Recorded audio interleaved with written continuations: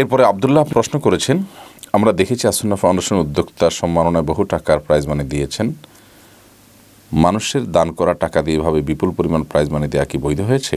খুবই গুরুত্বপূর্ণ এবং ঘনিষ্ঠ জিজ্ঞাসা, এবং প্রশ্নের উত্তরে আসুন্নাহ ফাউন্ডেশনের ফেসবুক পেজেও আমরা স্ট্যাটাস আকারে বিস্তারিত বলেছি। এখনও আমরা জানিয়ে রাখতে চাই আপনাদের জ্ঞাতার্থে যে আসুন্নাহ ফাউন্ডেশনের উদ্যোক্তা সম্মাননাতে যে 10 জন শ্রেষ্ঠ এবং সেরা উদ্যোক্তাকে 50,000 টাকা করে প্রাইজ মানি দেওয়া হয়েছে।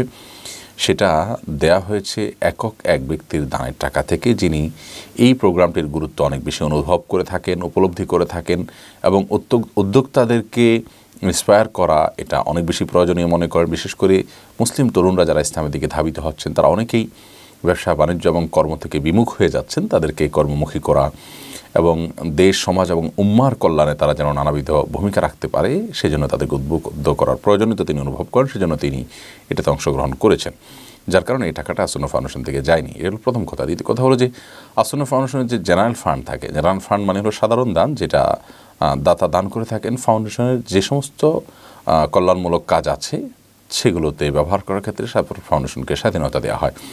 তো ফাউন্ডেশনের কল্যাণমূলক কাজগুলোর যে তালিকা আছে তার মধ্যে থেকে স্বাবলম্বীকরণ একটা প্রকল্প আছে আমাদের।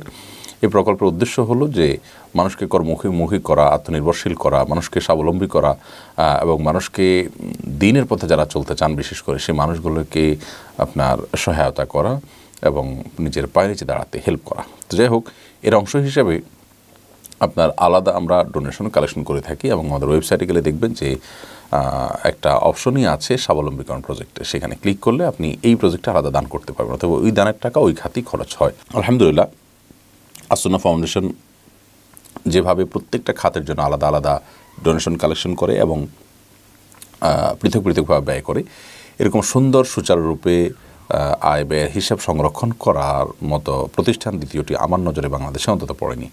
হয়তো আছে ইসলামিক প্রতিষ্ঠানগুলোর মধ্যে। আলহামদুলিল্লাহ, আমরা চেষ্টা করেছি আমাদের ওয়েবসাইটটাকে সর্বোচ্চ উন্নত করতে, প্রতিটি খাতকে পৃথকভাবে আলহামদুলিল্লাহ আমরা দান কালেকশন করে থাকি এবং সেই খাতে ব্যয় করে থাকি, এবং আমাদের আয় ব্যয়টা যেন শরিয়ার নীতিমালা পরিপূর্ণভাবে ফলো করে হয়। সেজন্য আমরা যারা আছি তারা ছাড়াও ফাউন্ডেশনের বাইরে যে সমস্ত উলামা ইকরাম আছেন তাদের মাধ্যমে কনসালটেন্সি আমরা নিয়ে থাকি।